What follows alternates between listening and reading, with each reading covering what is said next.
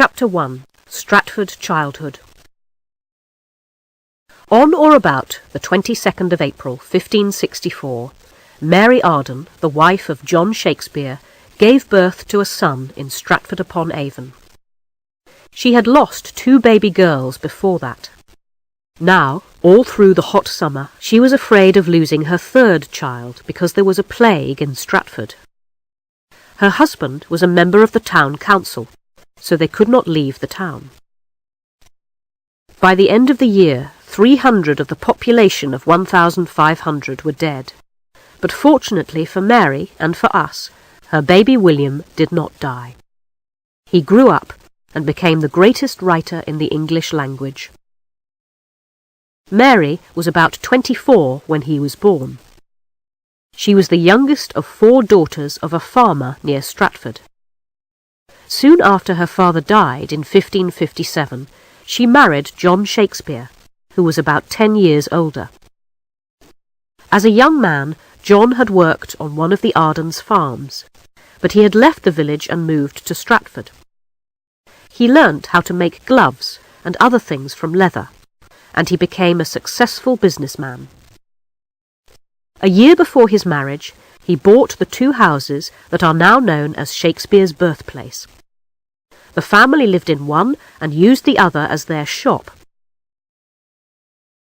Nobody can explain how ordinary parents produce sons like William Shakespeare. He had 3 younger brothers and a sister, but none of them did anything very important in life. But William became a good businessman, like his father, and his mother was clearly intelligent. Though she was the youngest daughter, her father had made her responsible for his will when he died, and had left her his best property. William's childhood was probably quite happy. His father's business was doing well, and when William was 4 years old, John Shakespeare became the leader of the town council. After Shakespeare's death, many stories were told about him that were not true. A long time afterwards, people began to wonder whether he had really written the plays. He had not been to a university like most other writers for the theatre in those days. Shakespeare's friend and rival, Ben Jonson, was partly responsible for this doubt. He said that Shakespeare was the greatest of all dramatists, although he had small Latin and less Greek. These were the main subjects that boys studied at school. But Jonson had been one of the best students at a famous school. So when he compared himself with Shakespeare, small Latin and less Greek only meant that Jonson knew a lot more. In fact, William's school in Stratford was a good one. From the age of 9 or 10, all the lessons there were in Latin, and the boys stayed until they were 15. We can also see from studying the sources of his plays that Shakespeare could certainly read Latin and could also read French and Italian. But the plays are clearly the work of a professional man of the theatre. This is the real answer to the question, did Shakespeare write them? William's last years at school were probably not as happy as the early ones. From 1576, when he was 12, his father stopped going to council meetings. Perhaps he was ashamed to meet his friends. His business was not going so well. In 1579, he borrowed money from one of his wife's relatives, who took a house and land in exchange. He could not pay the money back on the date that they had agreed, and afterwards the man refused to take it. He preferred to keep the property. This house and land had belonged to Mary's family, and William tried for many years to get them back, but was not successful. There was, perhaps, another reason why John Shakespeare did not go to council meetings. We need to know something about the political and religious history of England in the 16th century to understand it. In those days, religion always played a very important part in politics. Henry VIII, who was King of England from 1509 to 1547, had married a Spanish princess, Catherine of Aragon. They had a daughter, Mary. But Henry wanted a son, so he asked the Pope to end his marriage. The Pope refused. He knew that Charles, the King of Spain, would be angry at this insult to his aunt. So Henry made himself the head of the new Church of England and married Anne Boleyn. When she could only give him another daughter, he executed her. His third wife, Jane Seymour, gave him the son that he desired, but she died soon afterwards. This son, Edward, became king when he was 10 years old. His mother's relatives were Protestants, so the country changed from being almost Catholic, but without the Pope, to Protestant. But when Edward died 6 years later, his sister Mary became queen. She was a very religious woman. She married her Catholic cousin, Philip II, the King of Spain, and burnt Protestants to death. 5 years later she died, and Anne Boleyn's daughter, Elizabeth, who had been in prison, became queen. People wondered if Elizabeth would marry a foreign king or prince like her sister. He would probably be a Catholic, or would she marry the man that she loved, the Earl of Leicester, who was a Protestant? Nobody imagined that a woman could govern the country alone. In fact, she never married, but was Queen of England for nearly 50 years. Religion mattered less to Elizabeth than politics. English people were worried that the wars between different members of the royal family would return. Elizabeth wanted peace. She expected everyone to go to church on Sundays, but she did not mind if they were still Catholics at home. By 1579, when William Shakespeare left school, things had changed. Catholics had rebelled against the Queen. They aimed to make her cousin, Mary, Queen of Scots, queen. Mary had lost her throne and was in prison in England. England was not yet at war with Spain, but Elizabeth supported men like Francis Drake, who attacked Spanish ships carrying gold from America. Shakespeare's mother's family, the Ardens, were Catholics. A document was found in the roof of his birthplace many years after his death, which suggests that John Shakespeare was privately a Catholic too. Elizabeth did not execute Catholics for their religion, only if they were politically dangerous. But it is easy for people in a small town to invent stories about their neighbours. Perhaps John Shakespeare stayed away from council meetings because he was afraid that someone would ask him about his religion. But he was a popular man. His friends kept him on the council for 10 years after he stopped going to the meetings. It is unlikely that William thought of being an actor or of writing plays at this time. The theatre was not a profession for gentlemen. Actors were either employed by lords and rich men to entertain them and their guests, or they travelled around the country performing plays if the council allowed it. Most councils refused permission. Actors did not earn their living just by acting either. They were expected to dance and sing, to tell jokes, and perform tricks. There was a great tradition of acting in England, but the actors were not professionals. In big cities, groups still performed religious plays on Corpus Christi Day every summer. Shakespeare saw them when he was young because Coventry, near Stratford, was the last city where they were performed. But Protestants did not celebrate Corpus Christi, and the government thought that the plays kept the old religion alive. They did not punish anyone for performing them.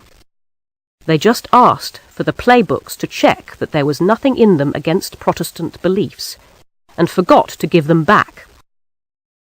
Later, the books were usually destroyed. At that time, the professional theatre was only just beginning, and there were very few plays for actors to perform. The first real theatre in London opened in 1576. The owner and builder was James Burbage. Years later, his son Richard played the hero in all of Shakespeare's greatest successes. Chapter 2. A Wife and Children. We do not hear of Shakespeare again until 1582, when he married Anne Hathaway. But there is an interesting story about him that may explain what he did after leaving school. John Aubrey, writing about 100 years later, did not agree with Ben Jonson's report that Shakespeare had small Latin. He says that Shakespeare understood Latin well, because he had been a teacher in the country when he was young. This story may be true because it was told by William Beeston, the son of one of the actors in Shakespeare's theatre company. Shakespeare was not a professional teacher, but young men sometimes worked privately in rich men's houses, teaching their families or servants. There is a tradition in a family called Horton in Lancashire that Shakespeare worked for them for 2 years. The Hortons were Catholics and rich enough to have their own group of actors. When Alexander Horton died in 1581, he left the actors' clothes and musical instruments to his brother. He asked him to employ 2 men who had lived with him, or to help them find work, and one of those men was called William Shakeshaft. It is unusual to speak of a servant living with a family, and so it seems that these 2 men had special jobs. Shakeshaft and Shakespeare mean the same thing, and in those days people often confused names or copied them down wrongly. We cannot prove that Shakespeare taught in the Horton house, or that he had his first experience of theatre there. But it is interesting that the Earls of Derby were among the Hortons' neighbours, and the families were friends. When Shakespeare joined his first theatre company in London, it was probably Strange's. The company's patron was Lord Ferdinando Strange, the Earl of Derby's son. We do not know whether Shakespeare went to Lancashire or stayed at home to help his father with his business. But in the summer of 1582, he was certainly in Stratford. Then, if not before, he began to walk across the fields to the village of Shottery to see Anne Hathaway. Shakespeare was only 18, and Anne was 26 or 27. So some writers imagine that she tricked him into marrying her. But Shakespeare's sonnets, about 150 short poems, published in 1609, are our only guide to his private thoughts and feelings. They tell a different story. Shakespeare and other Elizabethan poets were fond of using words with 2 meanings, or words that sounded similar. In one of the sonnets, he suggests Anne's surname with the words "hate away." The poem is about a young man, excited and in love, and a girl who at first says no to him, but then pities him and says that she loves him. Anne's father had died the year before, leaving her some money for the day when she got married. He had married twice, and Anne, the oldest daughter of the first marriage, had to help his second wife look after her 4 young children. Anne probably found the clever young man attractive and wanted to have her own children. She had known Shakespeare since he was a boy. Many years before, John Shakespeare had helped her father when Mr. Hathaway could not pay his bills. William Shakespeare at this time was probably a young man in search of romantic experience. In November, when Anne was expecting a baby, the couple were given special permission to get married the next day. Shakespeare was under the age of 21, so he also needed his father's permission. Perhaps Shakespeare's parents did not agree to the marriage until they were sure of Anne's condition. Towards the end of May 1583, Anne gave birth to a daughter, Susanna. There is reason to believe that Susanna was the person that Shakespeare loved most and the member of his family who was most like him. For the next 2 years at least, the young couple lived with Shakespeare's parents. At the end of January 1585, they had twins, a boy and a girl. They called them Hamnet and Judith, after their friends, Hamnet Sadler the baker and his wife. Most Elizabethan wives had children almost every year, so it is a little surprising that Shakespeare and Anne had only 3.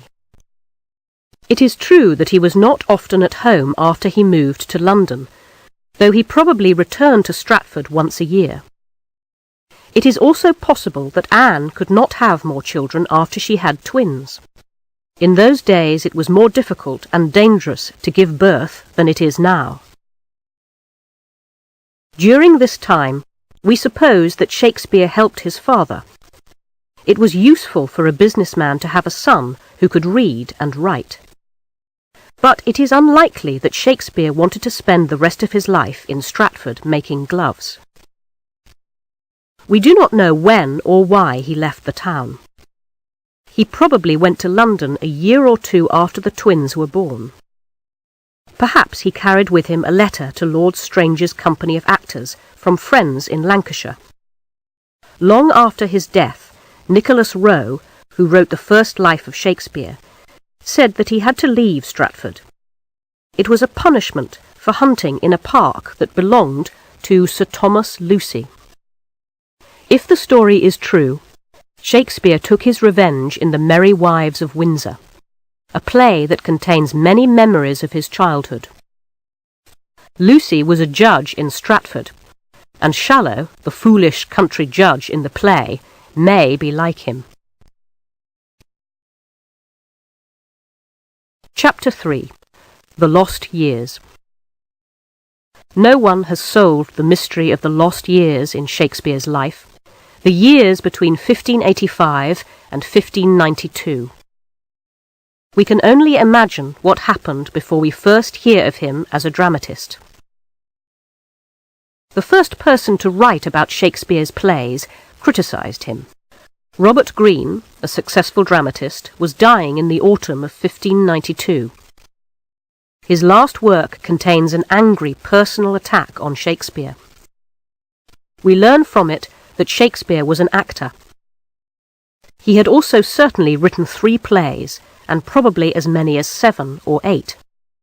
He had therefore worked in the theatre for a number of years and had started writing plays not long after he joined a theatre company. Greene attacks Shakespeare for 2 reasons. At that time, plays were usually written by men like himself who had been to a university. Greene wants to warn other dramatists of the danger to their profession if actors like Shakespeare are allowed to write plays. His more serious complaint is that Shakespeare has copied their work. He compares him to a bird that copies the sounds made by other birds. It is unlikely that Greene really believed that Shakespeare copied other writers' speeches. He was angry because he realized that Shakespeare had borrowed their ideas and used those ideas to write better plays.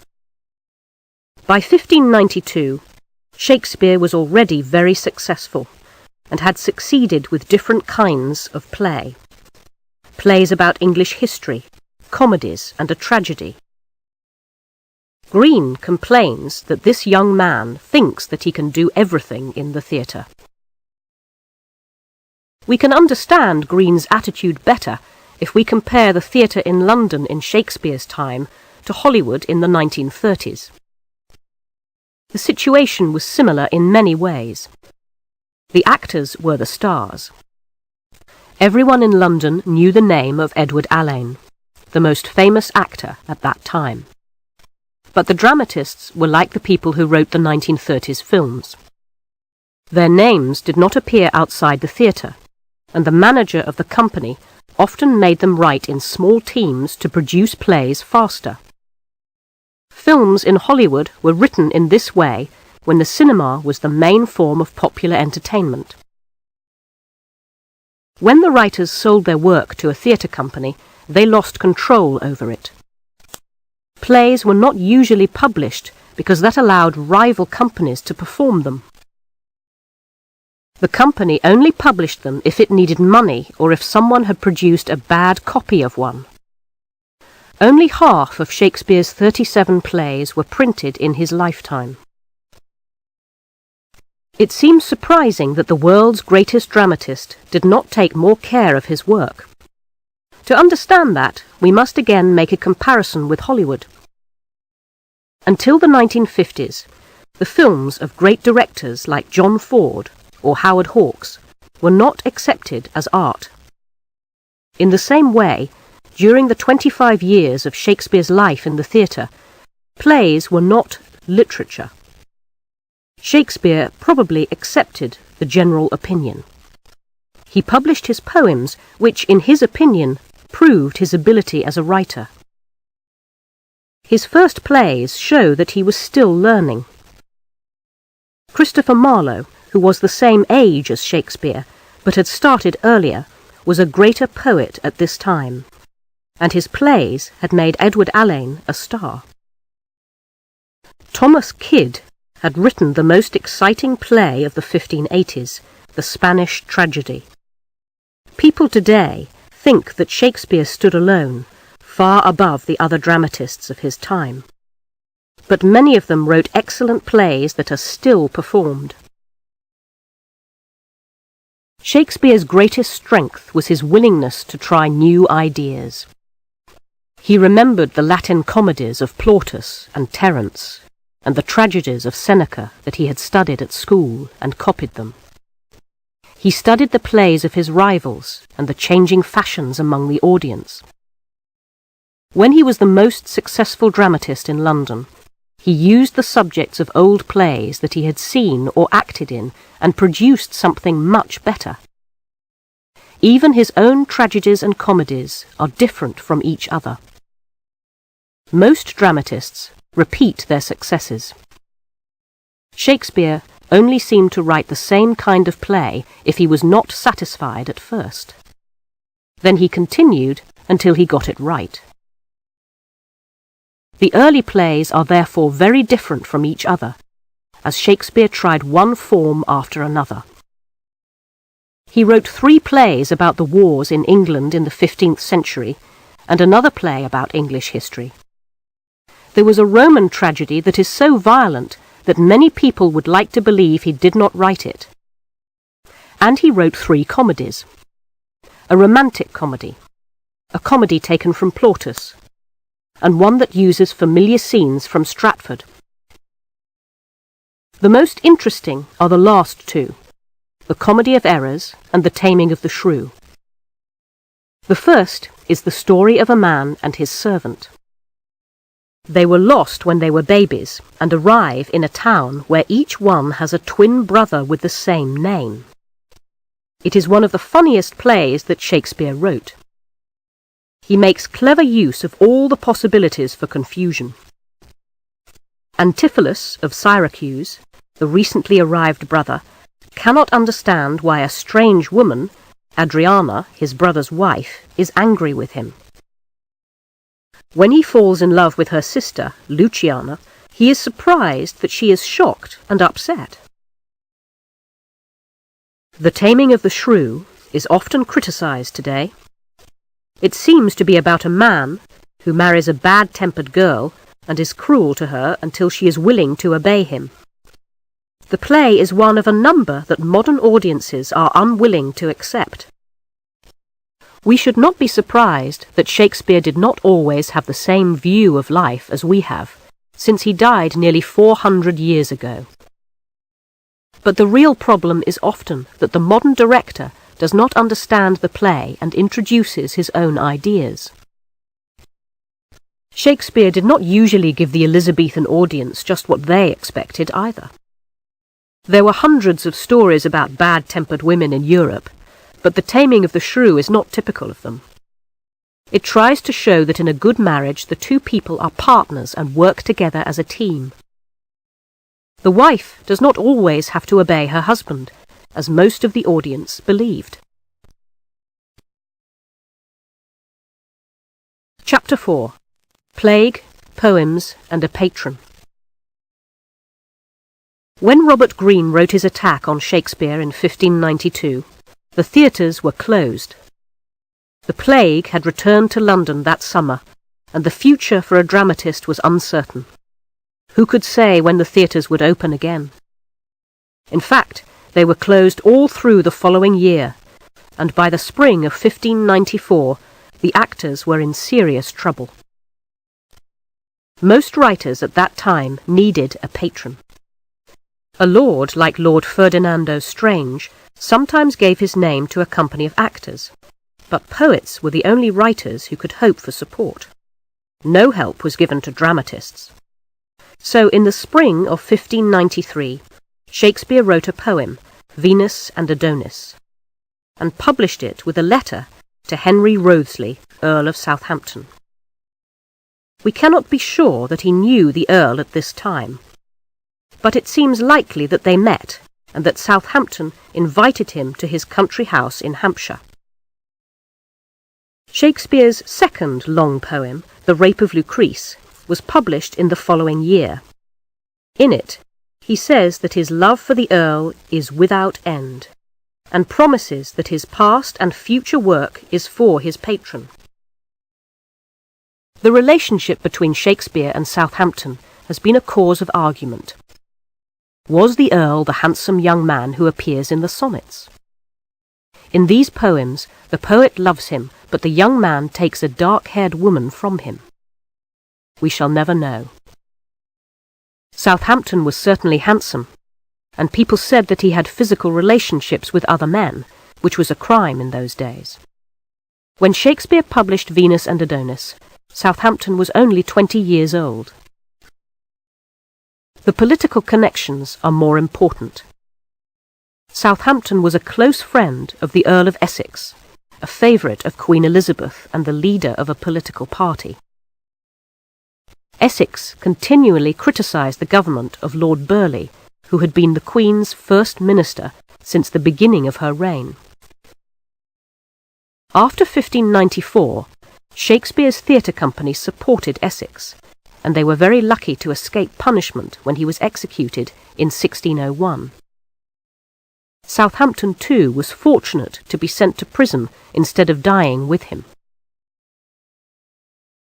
There are two reasons for believing that Shakespeare spent time as a guest in Southampton's house in 1593. First, during that time he wrote a play called Love's Labour's Lost. He usually used stories by other people as a starting point, but on 3 occasions in the 1590s, the story was the product of his own imagination. These plays were written for special occasions, though they were all performed in the public theatre later. Love's Labour's Lost is full of the kind of romantic language that lords and ladies liked to hear, but there are also a few political jokes and characters who make fun of other writers. The story begins with the real meeting some years before between the Protestant King of Navarre, by 1593 Henry IV, King of France, and the Princess of France. The king's followers in the play, Biron and Longueville, have the names of the lords who were with him when the Earl of Essex met Henry in France in 1591. It seems likely that the play was written for a private performance at Southampton's house while the theatres were closed because of the plague. After Queen Elizabeth's death in 1603, King James I freed Southampton from prison, and he soon became the favourite dancing partner of the new Queen, Anna of Denmark. In the winter of 1604-5, Shakespeare's company performed at court 11 times. Southampton probably chose the plays, 8 of them by Shakespeare. Most of them were his more recent successes, but among them was Love's Labour's Lost. It seems a strange choice unless Southampton was celebrating his good luck and remembered its first performance in happier times many years earlier. Even if Shakespeare spent some time in Southampton's house in 1593-4, the young lord could not give him much help. He had annoyed Lord Burleigh by refusing to marry his granddaughter, and had spent most of his money. It seems that Southampton continued to think well of Shakespeare, but Shakespeare had to return to the theatre to earn his living. The future of the theatre in England in the spring of 1594 was very uncertain. Marlowe was dead. According to the official report, he had an argument with another man over a bill in a pub and was killed. But the man was not punished. The other man was a government spy, and Marlowe had also worked as a spy. Modern writers suggest that Marlowe was killed because he liked to shock people and knew too many of the government's secrets. On the 16th of April, 1594, Lord Ferdinando Strange died suddenly. He had been the patron of the company that Shakespeare had probably joined when he came to London. People said that the government had poisoned Strange because some Catholics wanted him to be king. His company had divided in two in 1591 when Edward Alleyn had had an argument with James Burbage. Alleyn and some other actors had left Burbage's theatre, taking some of the playbooks with them, and had joined a rival theatre owner, Philip Henslowe. Lord Strange had continued to be the patron of this group. While the theatres were closed, Alleyn had married Henslowe's daughter. Shakespeare probably stayed with the Burbage family at first, and for a time the Earl of Pembroke was their patron. In 1593, during the time of the plague, the two companies went on tours of the country. The Pembrokes' tour was a disaster, and the actors lost everything. Shakespeare was not with them, perhaps because he was staying with the Earl of Southampton. It seemed that the theatre in London would come to an end because there was no one to support it. Then the government saved it. It was fortunate for Elizabethan actors and for us that the Queen was very fond of plays. Every year she liked to see performances at court at Christmas time. The City Council often asked the government to close the theatres, but they were always told that they had to keep them open. The actors needed to practice before performing in front of the Queen. The government formed two new companies, and each had a patron. One company, acting at Henslowe's theatre, was led by Edward Alleyn. Shakespeare returned to the other company at Burbage's theatre. The leading actor there was Burbage's son, Richard, and its patron was Lord Hunsdon. Lord Hunsdon was the Queen's cousin, and an important man at court. He was an old man, but was a good friend to the actors. Shakespeare chose wisely when he joined Burbage. James Burbage, like Henslowe, often cheated the actors, but his son Richard was Shakespeare's friend. When his father died, Shakespeare became one of the partners in the company. Shakespeare wrote for the actors that he knew, and his plays are the result of working as part of a team. So it is important for us that Burbage was a more interesting actor than Alleyn, and spent his whole life in the theatre. Alleyn left the stage in 1597, and grew rich as Henslowe's partner. Burbage was still acting in the year of his death, 3 years after Shakespeare, in 1619. Alleyn and Burbage were similar to the two leading actors in Shakespeare's plays in England in the 20th century, John Gielgud and Laurence Olivier. Alleyn, like Gielgud, had a beautiful voice. He was at his best in the long speeches that Marlowe wrote for him. They were fine words, but did not demand much movement. Burbage, like Olivier, was more active on the stage and could play many different parts. We do not know if Shakespeare had written Richard III before the theatres closed. He had already invented the character of this wonderful villain in the last part of his history play, Henry VI.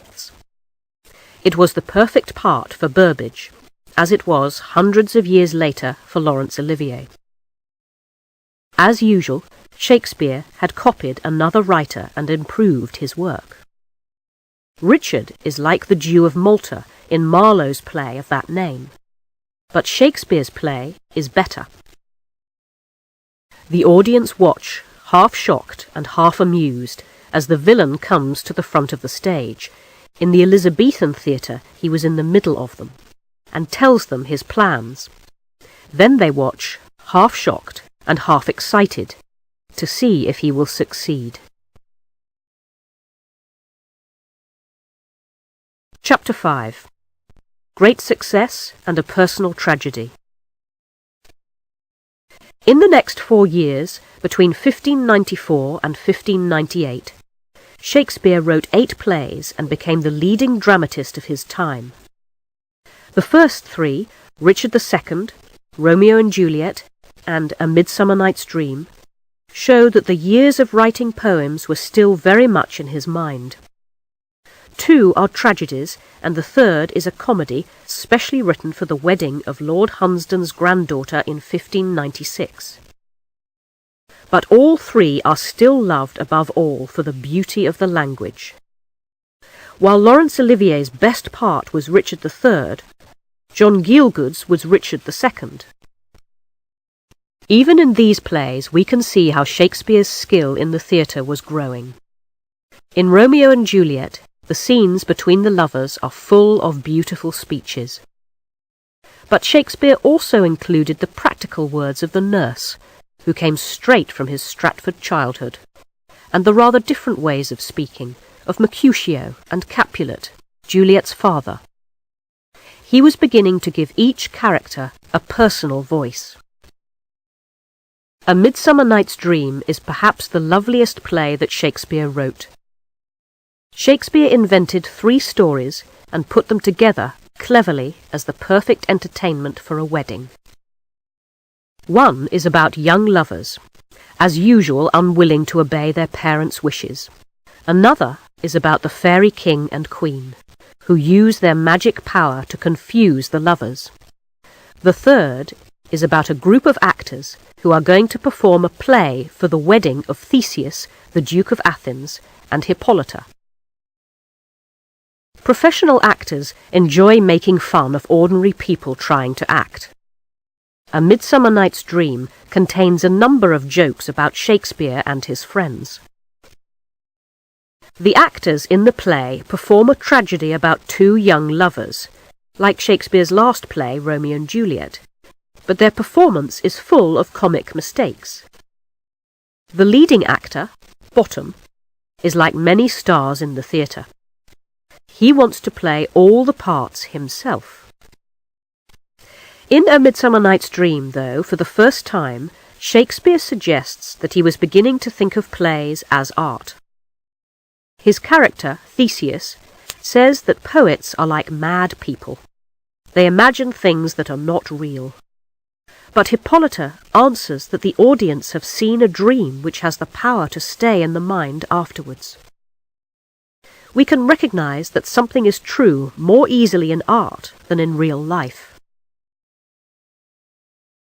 At one time, it was thought that Shakespeare planned to write a group of 4 plays about English history in the early 15th century.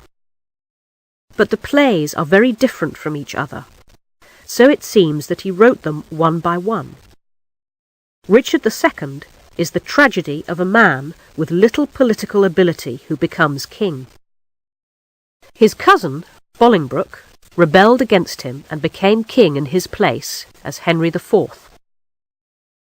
Soon afterwards, Richard was murdered in prison, and Henry's supporters in the north, the Percy family, rebelled against him. In 1596, Shakespeare had a good reason for writing a play on this subject. The Percy family were Catholics, and many years earlier the company's patron, Lord Hunsdon, had fought against them and beaten them when they had rebelled against his cousin, the Queen. When they watched Richard II, the audience were sure to think of the Queen and her cousin. Many people in the audience also remembered 2 plays about the reigns of Henry IV and Henry V that had been very popular a few years before. These plays were really both about Henry V, the greatest English war leader in history at that time. He had got into trouble as a young man because he had a friend called Sir John Oldcastle, and they behaved badly. When he became king, he changed completely and was remembered afterwards as a hero. At first, Shakespeare planned to write 2 plays like this, one about Henry V while he was still a prince, the other about him as king. But when he invented the character of the prince's friend, Oldcastle, he saw that it was the perfect part for one of the stars of his company, the comic actor Will Kemp.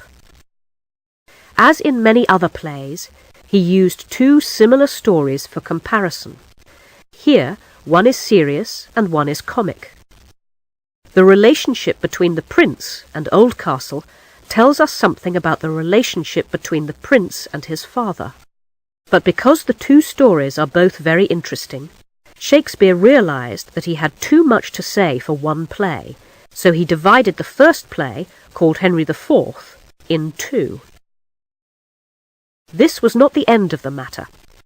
Henry IV Part 1 was acted with great success, but soon afterwards Lord Hunsdon died, and Lord Cobham took his place at the royal court.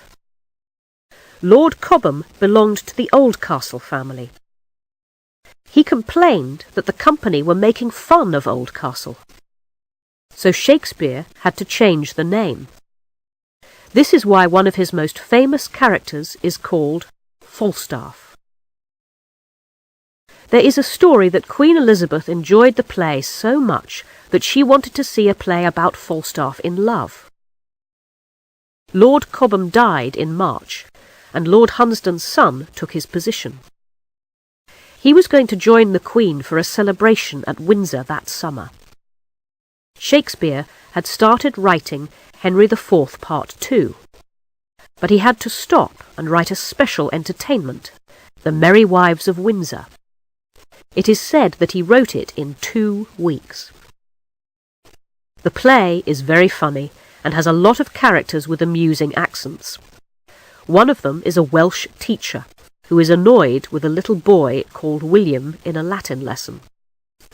Here, Shakespeare was remembering his childhood. As usual, he used the experience to improve his next play. Henry IV Part 2 is not really a history play. Falstaff and his men appear in most of the scenes, which clearly take place in the England of Shakespeare's own time. The play suggests that the great days of the past have ended. Many people felt like that towards the end of the great Queen's reign. Falstaff in this play is not so amusing. He is old and tired and cheats simple country people like the judge, Shallow, while he is waiting for the prince to become king. Then he hopes that he will be a favourite at court. But at the end of the play, the new king, Henry V, gives him money, but says that he must stay away from him. Falstaff is the first of Shakespeare's characters who is so interesting on the stage that he has a life outside the theatre. People have heard of him before they see or read the play. This situation began 200 years ago, when it became the custom to talk about characters in plays as real people. And so today we may see Henry IV Part 2 performed with the prince as a kind of villain. The director thinks that the audience will feel more sorry for Falstaff and blame the prince for what happens to him. The same custom is the reason why Shylock, the villain in The Merchant of Venice, is often changed into a man who is unfairly punished, and Hamlet becomes a sad dreamer who cannot make up his mind. Although Shakespeare understood life better than most of his audience, he belonged to his own time. We cannot always expect him to think in the same way as we do. The Merchant of Venice is a typical example of this. Modern audiences feel guilty if they see a Jew as a villain because of the suffering of the Jewish people under Hitler. But in 1597, there were very few Jewish people in London, and they were not popular because most people thought that they had killed Jesus Christ. Shakespeare wrote this play because the rival company had had a great success the year before with new performances of Marlowe's The Jew of Malta, written a few years earlier. Barabbas, the Jew in Marlowe's play, is a villain like Richard III, with a cruel sense of humour. Burbage probably asked Shakespeare to write a part for him as good as that. Shakespeare found an Italian story about a businessman in Venice who borrowed money from a Jew to help his nephew. The young man hoped to marry a rich woman. The businessman signed a document which allowed the Jew to cut him with a knife if he did not pay on time. There was nothing in the story about revenge. In Shakespeare's play, Portia, the rich woman, becomes a beautiful young girl in love with the nephew, Bassanio. Antonio, the businessman, is Bassanio's friend, not his uncle. Shylock's behaviour is in the old religious tradition of revenge, an eye for an eye, while Portia argues for Christian mercy and forgiveness. But in the great trial scene she has to win according to the law. The document allows Shylock to cut Antonio with his knife, and he chooses to do this near Antonio's heart. But it does not say anything about blood. Shylock loses because Antonio must not lose a drop of blood when he cuts him. But Shylock is not the devil with red hair that Elizabethan audiences expected. He is given a great speech to prove that Jews are human like Christians, not devils.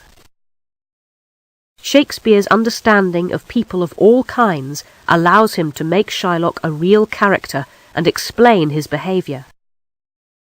But this does not make him right. He uses the speech as an excuse for taking his revenge. During this busy time in the theatre, there was tragedy at home in Stratford. Shakespeare's only son, Hamnet, died in August 1596, at the age of 11.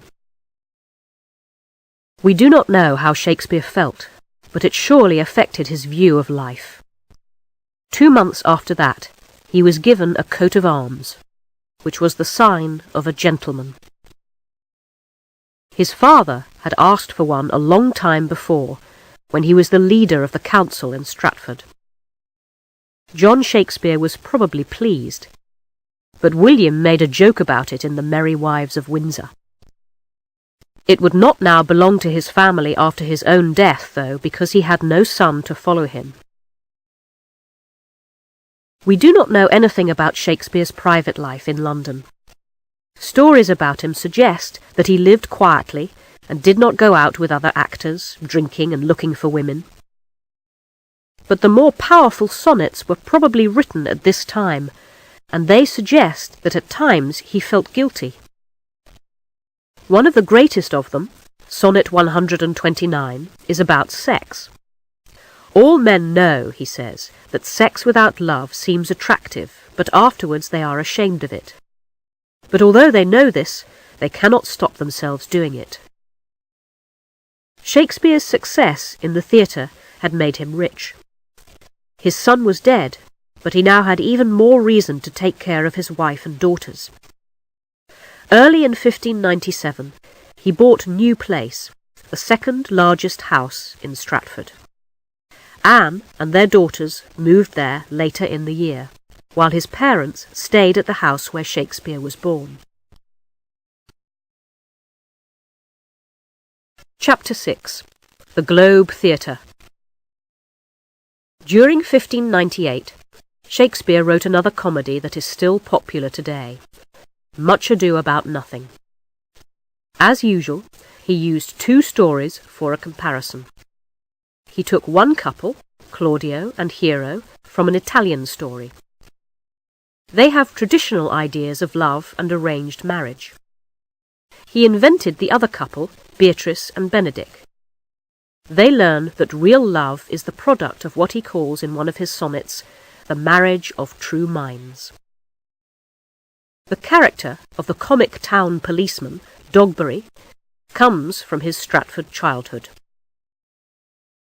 Everything seemed to be going well for the company. James Burbage was dead, and the company now belonged to his sons, Richard and Cuthbert. But in the cold winter of 1598, they had problems. The theatre stood inside the City of London, and the owner of the land refused to let them continue there. They had to perform a number of times at court at Christmas time, and for a month or two they acted in another, smaller building. Then the brothers reached a brave decision. Between their performances at court, they took the whole wooden theatre in pieces across the river to some land outside the city. In the spring, they built a new theatre and called it the Globe. The Burbages needed money, and so they invited the 5 leading members of the company to join them. From this time, Shakespeare was a partner in the theatre. For the new theatre, Shakespeare wrote 3 plays. He finished Henry V to complete the story of the prince, and he also produced a comedy, As You Like It, and a tragedy, Julius Caesar. Laurence Olivier made a great film of Henry V at the end of the Second World War. He was able to show the scenes of fighting in colour in the film. Shakespeare realised how difficult it would be to do this on the stage, so he wrote speeches, which he probably spoke himself, asking the audience to use their imagination. In an Elizabethan theatre, they always had to do this. The theatre was outdoors, and some of the audience stood around the stage in the open air. People could pay more money for seats at the sides. If they wanted to be seen, not to see the play, they could pay to sit on the stage itself. There were only 2 entrances, both at the back of the stage, but there was a special door in the floor where characters like ghosts and devils could suddenly appear. But although the actors had some simple pieces of furniture, the audience had to imagine where the scene was taking place. The dramatist also had to remember that the actors would not always perform in a theatre. They often performed at court. If there was plague in the city and they had to go on tour, they had to act in any building that they could find. Unlike most other dramatists, Shakespeare acted in the plays himself. This was a great advantage. While he was writing, he imagined where the actors would be. His plays are full of lines that tell the audience what is happening and show the actors what to do. The main story of his beautiful comedy, As You Like It, comes from a popular book by Thomas Lodge. Early in the play, the heroine, Rosalind, and her cousin, Celia, go to the forest to look for Rosalind's father. Perhaps the actors put up 2 or 3 trees on the stage, but the audience knew that the girls had arrived when Rosalind said, "Well, this is the forest of Arden." In the same way, Shakespeare told the audience when characters were coming on the stage or going off. He gave them a picture of the scene and told them the time. Plays at the Globe were acted in the afternoon, but the first scene of Hamlet begins at midnight and ends as Horatio describes the sun coming up over a hill in the east. Although it may seem that the audience had to use their imagination all the time, Elizabethan theatres had one great advantage when compared with most theatres today. The stage area was much bigger, and the actors could stand in the middle of the audience. It was easier for a character like Richard III or Hamlet to make the audience believe that the other actors on the stage could not hear him. He was much nearer to the audience than to them. In the second scene of Hamlet, at least 10 actors came onto the stage. They placed thrones for the king and queen, and stood near them while Claudius made a long political speech. Everyone was dressed in bright colours to celebrate the wedding of Claudius and Gertrude, except Hamlet, who was dressed in black. He stood at the front of the stage, as far from the king and queen as possible, and told the audience what he thought of them. The Globe immediately became the most popular theatre in London. In September 1599, a Swiss visitor, Thomas Platter, saw a performance of Julius Caesar there.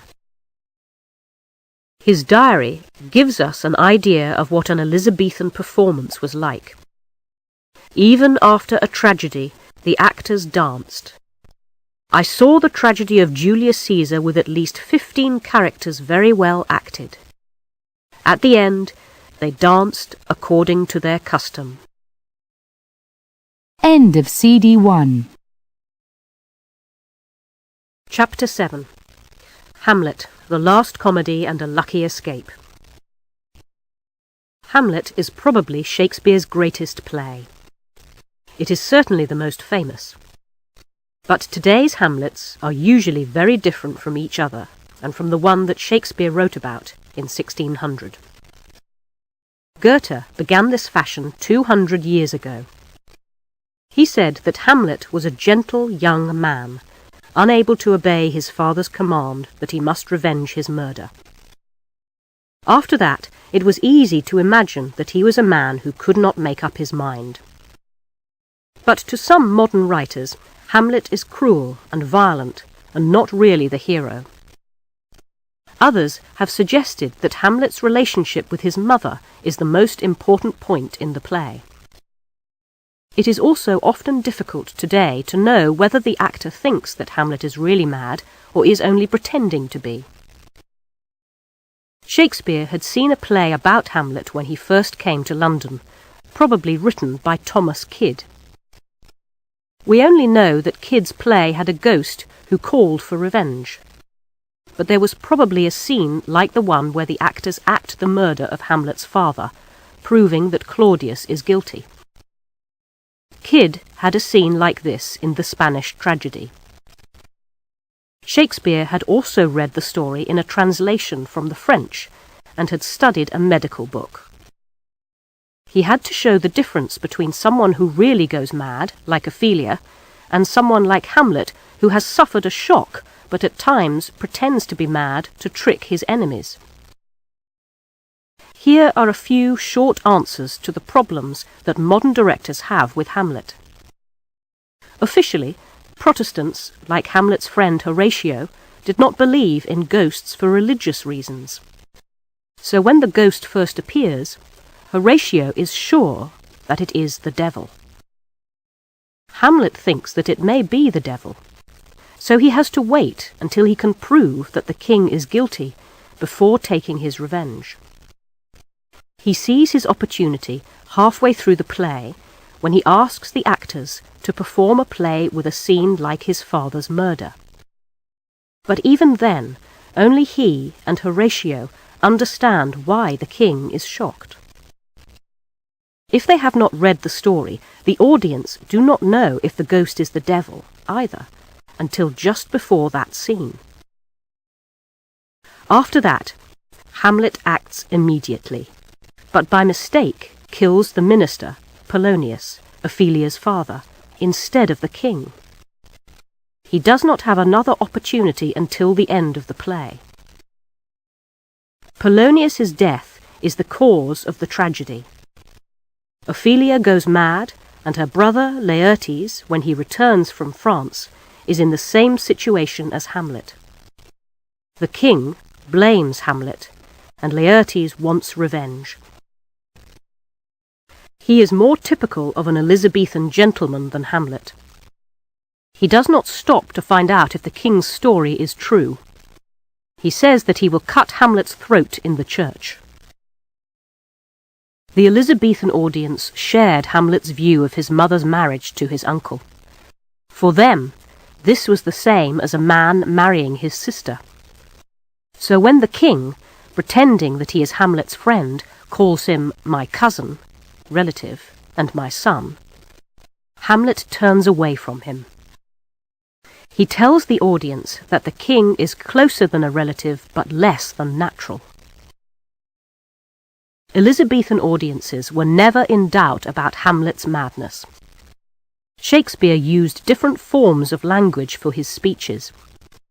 These showed clearly when he was shocked by his father's death and his mother's marriage, and when he was pretending. Most audiences admire Hamlet, but it is true that he changes during the play.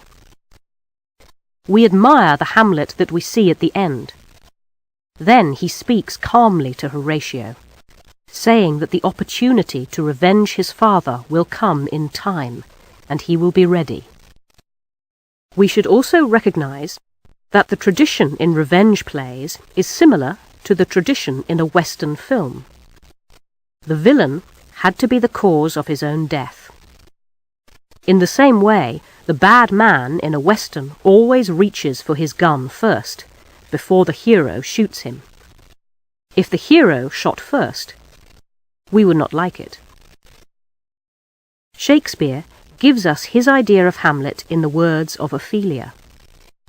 When she thinks that he is mad, she speaks of him as he was before the play began and as he is again at the end. He is the perfect Elizabethan prince, a man who knows how to behave in society, who reads books to increase his knowledge of the world, and who will fight bravely when this is necessary. At this time, Shakespeare also wrote Twelfth Night, his last romantic comedy. It is a fine play, with wonderfully funny scenes and beautiful romantic speeches. But there is a kind of sadness about it that lasts even after the happy ending.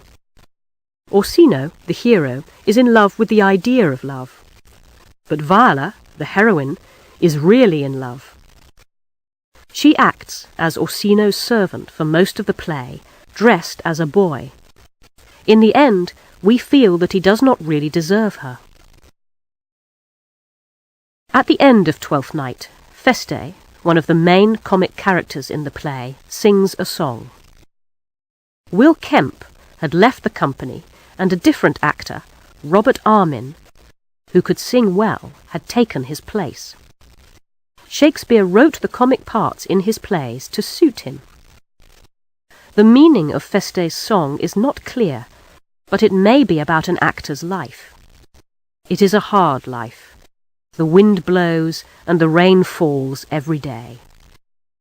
When Feste sings about men shutting their gates against thieves, we remember that councils disliked actors and wanted to shut them out.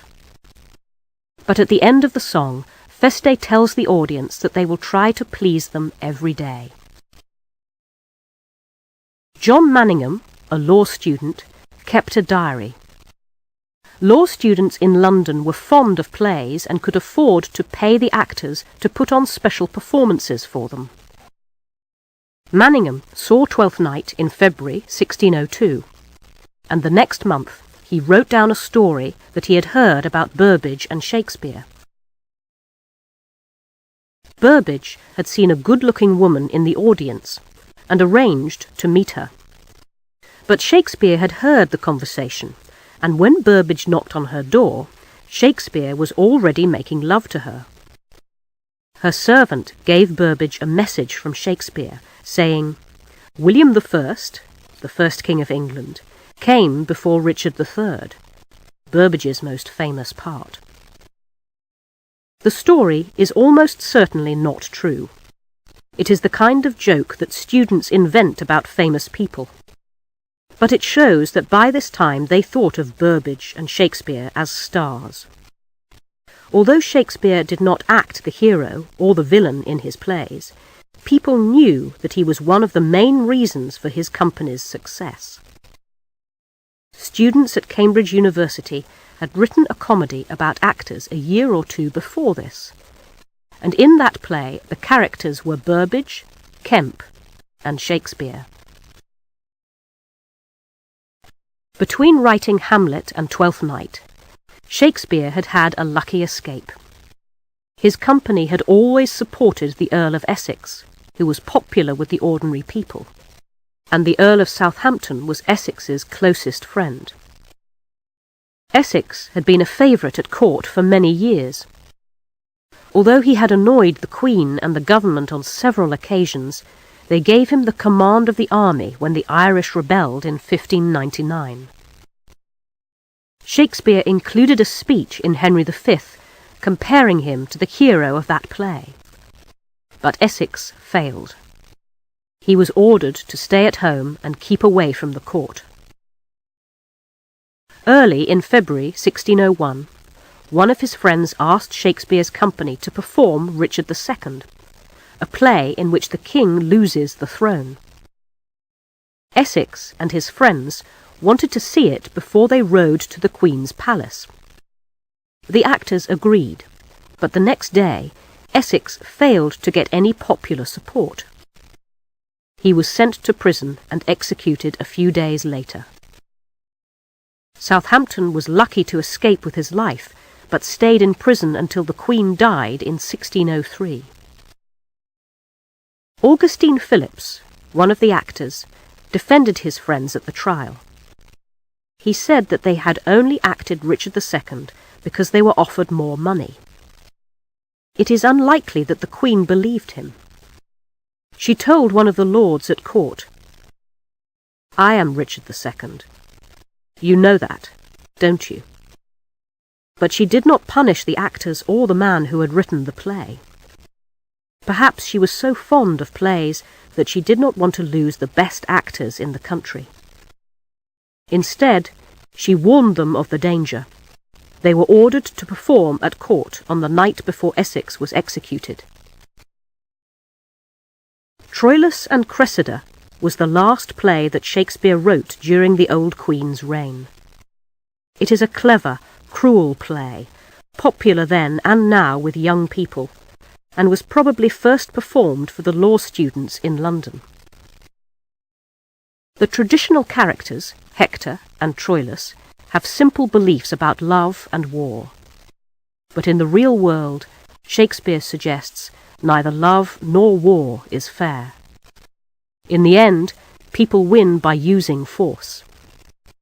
Achilles murders Hector, and Cressida accepts Diomedes as her lover because she has never believed that love can last. The play is typical of attitudes in the last year of the old Queen's reign. People looked back at the past sadly and were not confident about the future.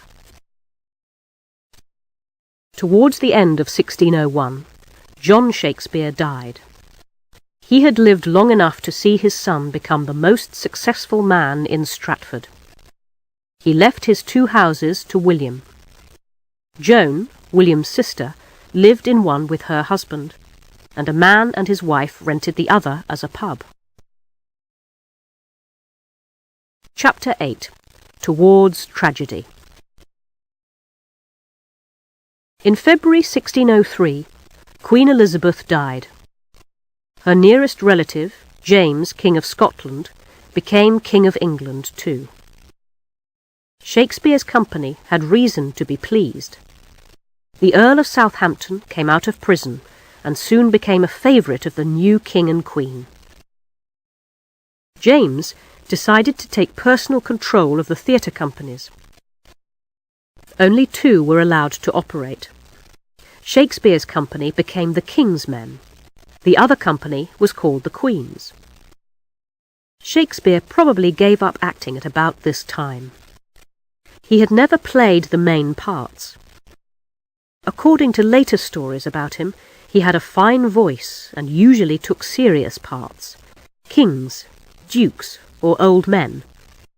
In Hamlet, for example, he played the ghost. There was a practical reason for this.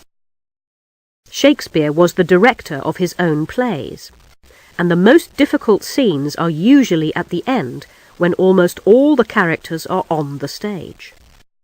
He needed to be off the stage to organise the other actors, so he usually played the part of a man who was dead or had disappeared before the end. His next two plays, All's Well That Ends Well and Measure for Measure, are not completely successful. Shakespeare was still using stories from popular sources, but by this time his characters were too real to support the happy ending of a fairy story. All's Well That Ends Well does not end well. The nasty young hero, Bertram, who has refused to marry a girl from a lower social class, does not deserve her. Measure for Measure has some wonderful scenes, but it annoys women today. The heroine, Isabella, refuses to sleep with the judge to save her brother's life, but does not mind when another girl takes her place. We cannot accept this kind of solution to a problem if the characters seem real. But there was one advantage for Shakespeare in using this story by an Italian writer, Cinthio. In the same book, he found the story for his next play, Othello. Shakespeare wrote 3 tragedies between 1604 and 1606, Othello, King Lear, and Macbeth. If we compare them with his sources, we can understand their meaning from the changes that he made. Each of these 3 plays is great, but the characters, the subject, and the language are different. As always, he does not repeat his successes, but moves on to something new. Like Hamlet, Othello is often misunderstood because people already have an idea of him in their minds when they come to the theatre. They suppose that he is a typical jealous husband. But this is the Othello of Cinthio's story, not of Shakespeare's play. Cinthio's characters do not have names, and the Moor and his wife are already married. An officer who became Iago in Shakespeare's play makes the Moor believe that his wife has slept with another officer, who became Cassio. The Moor and the officer murder her together. There is a trial, but neither of them is proved guilty. Afterwards, the wife's relatives kill the Moor, and the officer explains what really happened when he is in prison for another crime. Shakespeare knew that jealous husbands usually belong to comedy, not tragedy. But Desdemona loves Othello so much that she dies saying that she killed herself. Before he introduced Cinthio's story, almost halfway through the play, Shakespeare had to show Othello as a great man, and Othello and Desdemona as 2 people who are very much in love. This love is destroyed by the lies of a clever man, Iago. Shakespeare's audience were probably surprised by the scenes that he added at the beginning. Black men were usually shown as devils on the stage, not because people hated them in real life. They had probably never seen a black person, but because black was the devil's colour. But in this play, the devil is white. Shakespeare's attitude becomes clear if we realise that at this time he was living with a family of French Protestants, the Mountjoys. Protestants had suffered for their religious beliefs in France, but when some moved to England, they were unpopular because they worked so hard. Just before he wrote Othello, Shakespeare was asked to write some scenes for a play about Sir Thomas More, Henry VIII's minister, who was executed because he did not agree to the king's marriage to Anne Boleyn. The play was never acted, but we have a scene in Shakespeare's own writing. Sir Thomas asks a crowd of people in London who have been attacking foreigners, "How would you feel if you went to a foreign country like France and people did not accept you as human beings. Othello defends himself at the end of the play, saying that he is not jealous by nature. Everyone in the play, even Emilia, his wife, believes that Iago is the honest soldier that he pretends to be. But Shakespeare shows us why Othello is tricked. He loves his beautiful young wife, but he has never really understood why she loves him. She comes from one of the best families in Venice, but she has fallen in love with a black man, a foreigner, a man almost old enough to be her father. Although he is a great soldier, and the Venetians have given him command of their army, Othello has no experience of women. In Othello, the love between husband and wife is destroyed. The next play, King Lear, is about parents and children. There was an old play about King Lear that we can compare with Shakespeare's. The story also appeared in histories of Britain, although there was no real King Lear. In all the sources, Lear was an old king with 3 daughters, 2 bad and 1 good. He decided to divide the country between them equally, but he asked them to tell him which of them loved him most. 2 daughters made long speeches, saying how much they loved him, but the third, in Shakespeare's play Cordelia, did not. King Lear was angry and sent her away, but found that the older daughters were cruel to him when she had gone. In Shakespeare's play, the 2 older daughters are married, so they have to say that they love their father more than their husbands. Lear goes mad, and, in his madness, discovers that he is not a king, but only a man. For comparison, Shakespeare also used another story by Sir Philip Sidney, about a man with 1 good son and 1 bad one, and gave the father the name of Gloucester. Finally, in all the sources, there is a happy ending. Gloucester dies happily in the arms of his good son. This is the kind of ending that we can expect in stories. But the ending of Lear's story shows us a world where there is no God to save us from suffering. In this world, we can only believe in human love.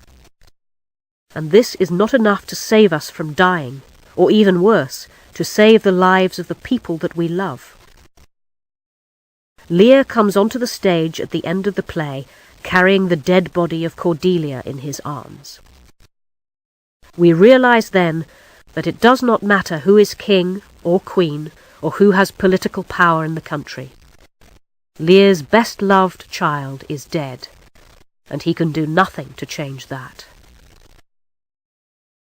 At such moments, most dramatists of Shakespeare's time wrote long speeches for the actor. But Shakespeare always uses simple language in scenes like these. He wanted to make sure that everyone in the audience understood what was happening. And so King Lear, before he dies of a broken heart, says that he will never see his daughter again. Never, never, never, never, never. Perhaps in this play, Shakespeare showed how he felt about the death of his only son. The patron of Shakespeare's company was now a Scottish king, and so Macbeth, the 3rd great tragedy, was probably written to please him. The story is taken from a history of Scotland, and James I believed that he belonged to the family of one of the characters, Banquo. When Shakespeare began to write about a hero who becomes a villain, he was probably thinking of the lucky escape that James had had on the 5th of November, 1605. Some Catholics tried to kill him with an explosion under the Houses of Parliament. The Earl of Southampton and the brothers of 2 of Shakespeare's friends were there. The date is still celebrated in Britain every year as Guy Fawkes Day. When Shakespeare began writing plays, characters alone on the stage spoke to the audience mainly to tell them what was going to happen. But by the time he wrote Macbeth, he could show the hero's mind working.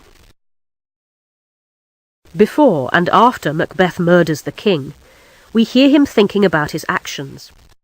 In this way, we can see how he realizes that one crime leads to another. He never feels guilty about anything that he has done, but we are unable to look away from the stage because of the power and beauty of the language. Shakespeare's speeches, in his greatest plays, suit the character who is speaking and come naturally from what is happening on the stage. In plays like Macbeth, we remember the lines because of the pictures that Shakespeare paints in our minds.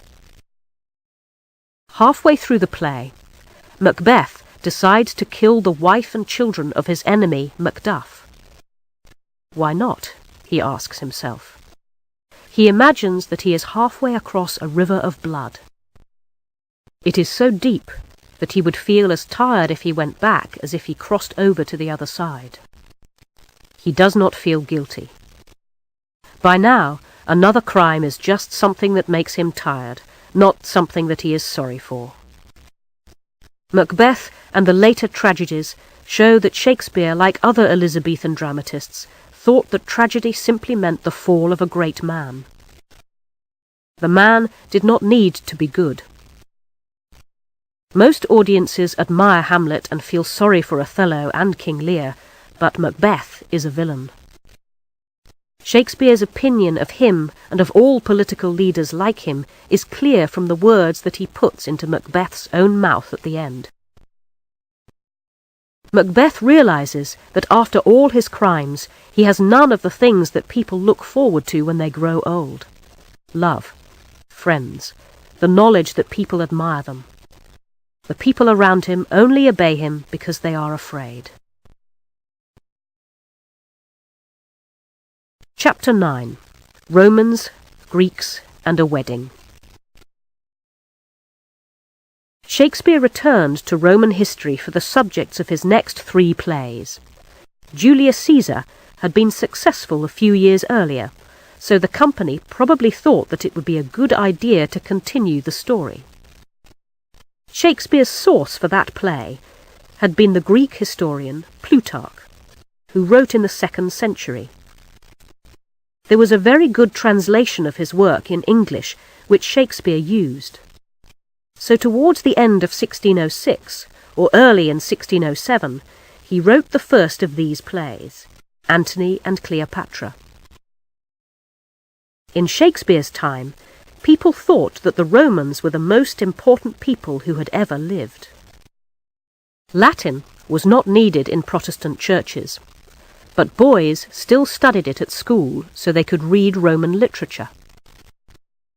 The work of writers like Plutarch helped them form their ideas about society and politics. Above all, they were interested in the lives of great men like Julius Caesar and Mark Antony. Shakespeare followed his source more closely than in other plays. But he did not always share Plutarch's opinion of the characters, and by this time he was able to turn the excellent translation into the form of language that was best for the subject. For this reason, the language of Antony and Cleopatra, a play about 2 of the most famous lovers in the history of the world, is perhaps the finest and most romantic that he ever wrote. Cleopatra's wonderful speeches make it a very difficult part for an actress. There were no actresses in the theatre at that time, so all the women's parts were played by boys. It is hard to believe that a boy appeared as Cleopatra, but Shakespeare always wrote with his company in mind. In comedies like As You Like It and Twelfth Night, the story gave him the excuse to dress the heroine in boys' clothes for most of the play, and so the boy could use his own voice. But Lady Macbeth, Cleopatra, and Volumnia, the hero's mother in Coriolanus, are much older women. It seems likely that between 1606 and 1608 there was a boy in the company with the ability to play such parts. Shakespeare shows that he is confident in the actors by reminding the audience that they are seeing a play. When Brutus and Cassius have killed Caesar in Julius Caesar, Cassius says that the scene of the murder will be acted in countries, like England, that do not yet exist, and in languages, like English, that are not yet known. In Antony and Cleopatra, Shakespeare is even more daring. Cleopatra realizes after Antony's death that Octavius will take her to Rome and show her to the ordinary people. Actors, she says, will make fun of her and of Antony, and she will see a boy with a high voice playing the part of Cleopatra and making her, a great queen, look cheap. Some writers have imagined that when he wrote this, Shakespeare was apologizing to the audience. It can be argued, though, that the opposite is true. He was so sure of himself and the actors that, at the most important moments in the play, he was saying, "We are good enough to show you the greatest people who have ever lived." Today, people have very different opinions about Antony and Cleopatra. Romantics would like to give the play the title that John Dryden gave his play about the lovers some years later, All for Love, or The World Well Lost. Others see it as mainly political, like Plutarch, who said that Antony's relationship with Cleopatra destroyed him. This second group cannot understand why Shakespeare allows Cleopatra to compare Antony to Octavius, his rival for power in Rome, at the end of the play, and to say that Octavius's success means nothing. Shakespeare is suggesting that greatness is a personal quality that Antony had and Octavius will never have. Shakespeare does not take sides in the argument. He knew from his own experience that in politics the cool head of a man like Octavius will always beat the warm, generous heart of a man like Antony. He had seen this happen when Lord Burleigh's son, Cecil, was too clever for the more popular Earl of Essex. The play is really about being a star. For Shakespeare and his audience, stars were not, as they are today, actors, pop singers and footballers. They were people with power, kings and queens, lords and ladies. It is interesting that when Antony believes that Cleopatra is dead and decides to kill himself, he imagines that the two of them will meet again after death. He is not looking forward to making love forever. It is important for him that the other great lovers in history will recognize them as the greatest of all. In the same way, Cleopatra kills herself at the end of the play because this proves that she is a queen. She will not let any ordinary person have the opportunity to destroy her. We do not feel sorry for Antony and Cleopatra at the end of the play, as we do when young lovers like Romeo and Juliet die. We can only admire them because the truly great are beyond pity. After this, Shakespeare probably worked on another story from Plutarch, Timon of Athens. The play seems unfinished, and there is no report of a performance in his lifetime. In the story of Timon, the Greek general Alcibiades appears.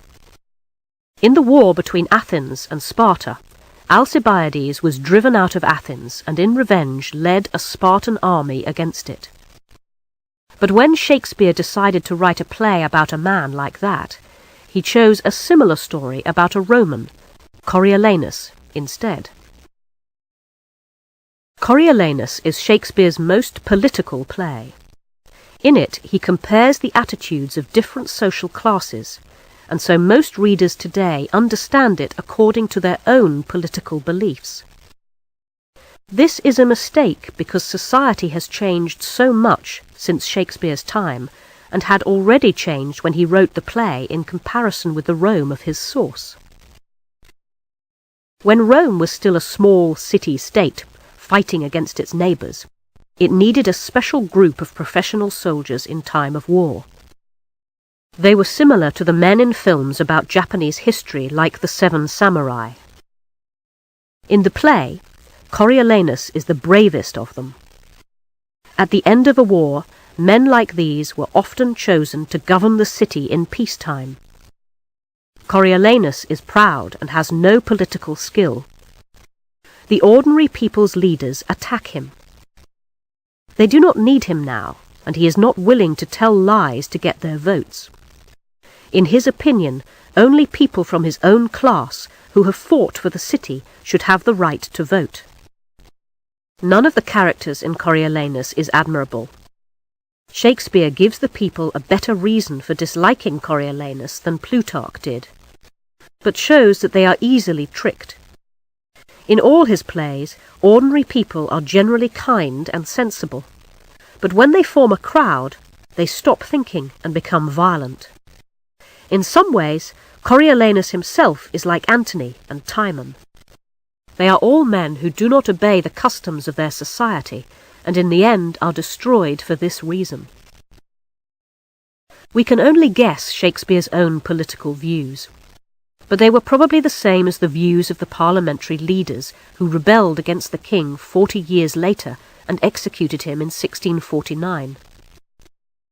Unlike the king, they believed that the people should have the right to choose their leaders. But they also believed that only property owners should vote because other people had nothing to lose. Shakespeare, who owned quite a lot of property, almost certainly agreed.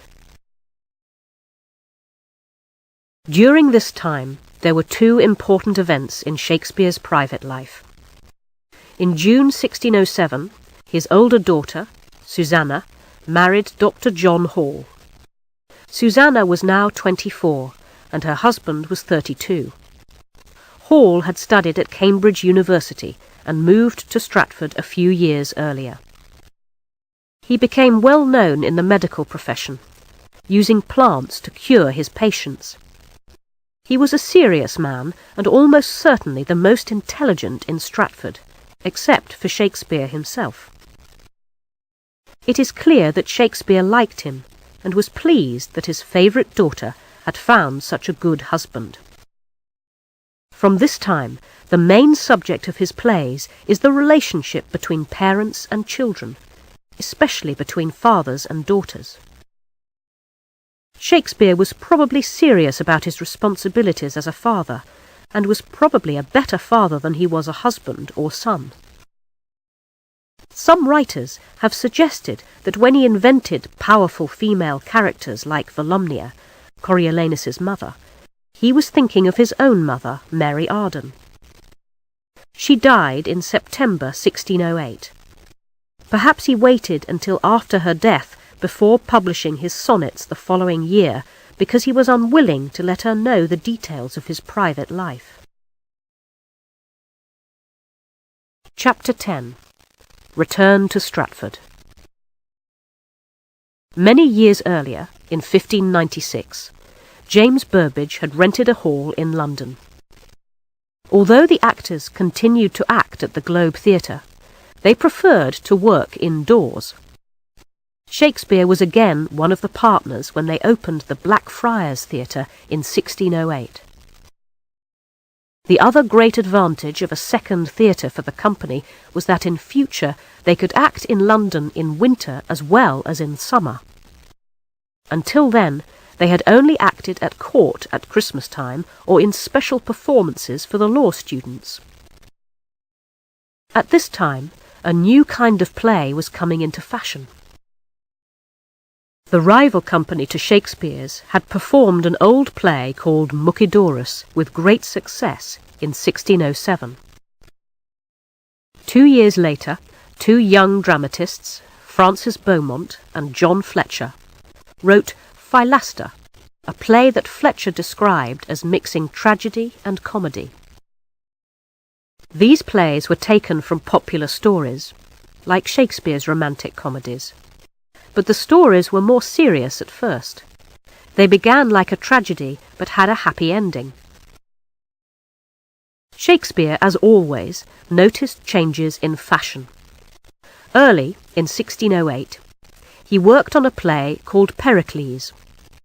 He never wrote anything as bad as the scenes at the beginning, but suddenly, almost halfway through, the style changes. The rest of the play is typical of Shakespeare at this time. It seems that a man called George Wilkins wrote the early scenes, and Shakespeare finished the play.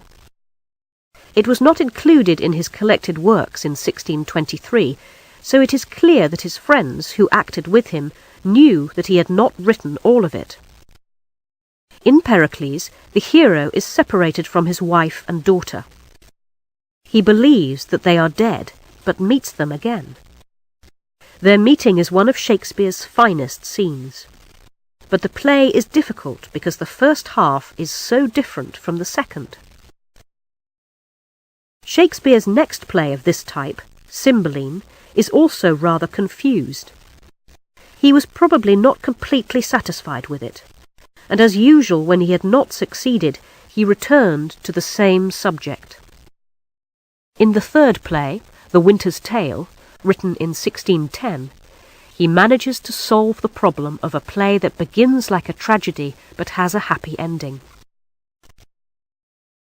The title of this play means a fairy story, the kind of story that people tell in winter to pass the time. The play is about forgiveness for the past, and there are a number of things in it that seem to be connected with Shakespeare's own life. The source is an old story by Robert Greene, the man who had attacked Shakespeare when he first succeeded as a dramatist. Greene's story ends sadly, but Shakespeare changed the ending to write the kind of play that Beaumont and Fletcher had described. Leontes, the king of Sicily, has always been friendly with the king of Bohemia, Polixenes. Leontes is Shakespeare's idea of a jealous man. Othello only becomes jealous when Iago tricks him. But Leontes imagines a relationship between his wife, Hermione, and Polixenes for no reason. After Polixenes has been staying at his court for some time, Leontes suddenly decides that Hermione's unborn child is Polixenes's, not his. Polixenes escapes, but when the baby girl is born, Leontes orders one of his lords, Antigonus, to take it to another country and leave it for wild animals to eat. He puts Hermione on trial, acting as the judge himself, and says that she is guilty. He has sent 2 men to ask the god Apollo for advice, but he does not wait for them to return. When they do, they bring the message that Hermione is innocent. At this point, another messenger comes in to say that the young prince, Mamillius, has died, afraid of what will happen to his mother. Hermione falls to the ground and is carried out of the court. Paulina, Antigonus's wife, comes back to tell Leontes that she is dead too. We see Antigonus with the baby in Bohemia, Polixenes's country, and there is an amusing moment when an animal comes on the stage and Antigonus runs away. An old man finds the baby and tells the audience that the animal has eaten Antigonus. Before the next scene, an actor tells the audience that 16 years have passed. The baby has grown up into a beautiful young girl called Perdita, which means lost, and the young prince, Polixenes's son, is in love with her. His father is very angry, but the young couple escape to Sicily. There, Leontes helps them, and in the end, the old man brings some letters that he kept. These prove that she is Leontes' daughter. The young couple are married, and finally we learn that Hermione did not die. Paulina looked after her. So Leontes finds his wife and daughter again after many years. When he wrote this play, Shakespeare was living in Stratford again for most of the year. If it tells us something about his own life, we may suppose that he became jealous of his wife while he was absent in London many years earlier. But Susanna's marriage to Dr. Hall had helped him to discover happiness again with his family. We cannot prove that this is true, but it is interesting that at the end of The Winter's Tale, when everyone is happy, no one says anything about the young Prince Mamillius. In the play, he died 16 years earlier, almost the same length of time in 1610 since the death of Shakespeare's own son, Hamnet. Chapter 11. Last Years. Shakespeare still belonged to the King's Men, and in 1611 he wrote the last play that is completely his own work, The Tempest. It is another play about forgiveness, and, as in The Winter's Tale, the happy ending is produced by a marriage between the children of two men who are enemies. In this play, Shakespeare found a different solution to the problem of time passing. Instead of having a break of 16 years in the middle of the play, Prospero, the main character, explains to his daughter Miranda how they arrived on the island where they live. Prospero was the Duke of Milan, but when Miranda was a baby, his brother Antonio, with the help of the King of Naples, rebelled against him. Prospero was put into a boat with the baby and came to the island. But he brought his books with him, and as a result of studying them, he now has magic power. Before this scene, we have seen all his enemies on a ship in a storm. Prospero says that he caused the storm because he wanted to bring them to the island. The play is complicated for many people today for two reasons. First, Prospero has a servant, Caliban, who is half human and lived on the island before he arrived. Prospero was kind to him until he attacked Miranda. Second, Shakespeare invented this story himself, but included details from a report of a voyage to America by a man called Strachey. At that time, the English were trying to build a town in Virginia. Some modern directors see Prospero as the villain, not the hero, connecting Caliban with Native Americans. But Shakespeare's island, as the character's names suggest, is in the Mediterranean, not far from Italy, and the subject of the play is forgiveness. Many writers have imagined that Prospero is Shakespeare himself. Towards the end of the play, he makes a speech forgiving his enemies and promising not to use magic again. This was the last play that Shakespeare wrote by himself.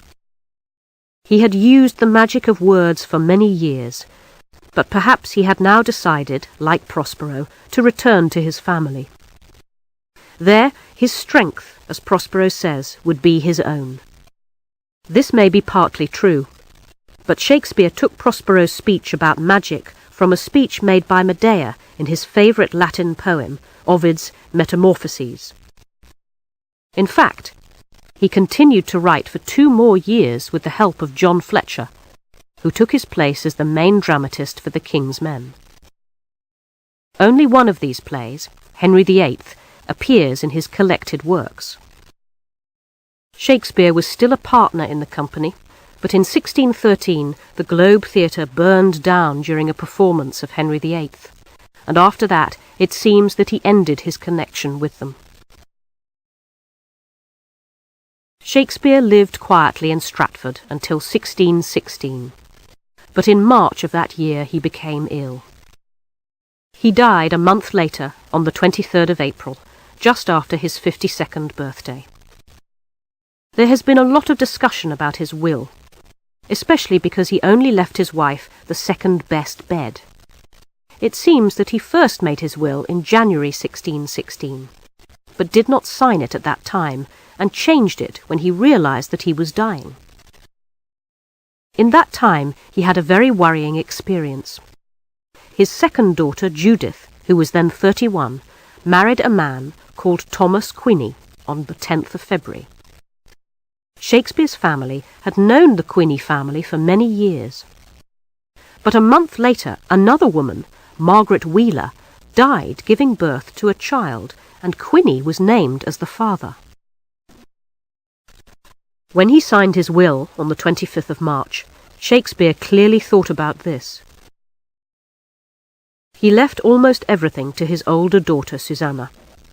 She and her husband, Dr. Hall, were given responsibility for the will. He was probably afraid that his wife's relatives, the Hathaway family, would come to her for money, and Judith's husband, Quinny, was clearly not a good man. He did not leave the second-best bed to Anne as an insult to his wife, but as a memory of their marriage. It was the bed that they slept in. They kept the best bed for guests. Chapter 12. Not of an age, but for all time. Shakespeare remembered a number of his friends with small gifts in his will, but only 3 of them were members of his company.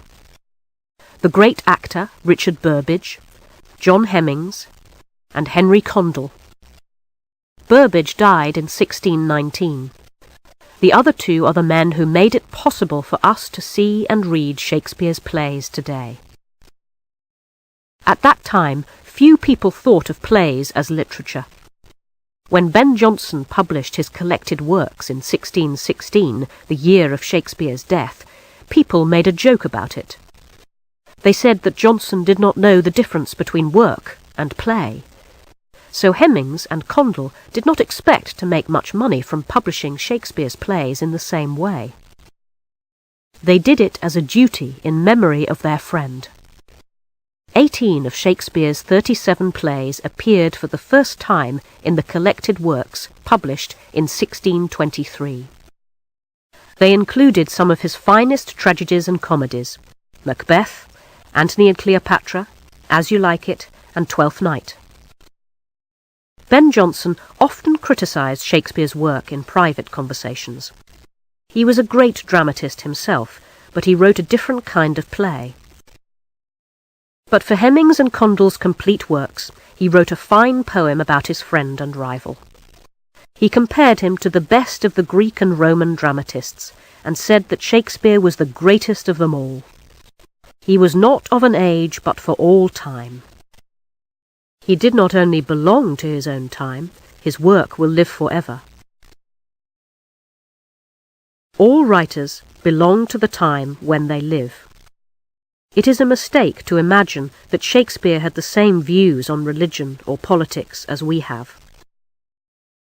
No serious student accepts that, and it is a pity that so many modern directors change the meaning of his plays in performance to suit their own opinions. So Jonson was right that Shakespeare was not only a man of his own time, but he was also right in the sense that Shakespeare's plays give pleasure to people at all times, and help them to understand life better. This is partly because the plays are full of exciting scenes and wonderful speeches, and the characters are still real for us because they have a special way of speaking that suits them personally. Shakespeare was never satisfied with one form of play, and so almost all of his plays contain something new and different. He studied the successes of other dramatists and improved on them. Finally, he was a great dramatist because he was an actor. In some of his sonnets, he seems ashamed of his profession. He wanted to be known as a gentleman. But his plays are great because he always imagined them on the stage while he was writing, and he knew which actor was going to play each part. But Shakespeare's great ability in the theatre is only part of the story. King Lear is a play that asks the question, what is a man? In this play, Lear realizes that titles like king or lord are not the things that matter in life. He learns that ordinary people suffer in the same way as he does, and that before everything else, a man is a father, son, or husband. Shakespeare understood the minds of men and women and can help us to understand them. Because he was an actor and spent his life studying people and listening to them, He could imagine the thoughts and emotions of all kinds of men and women. He can make us believe that he knew what an old Jewish person or a black soldier thought, although he had probably never spoken to one.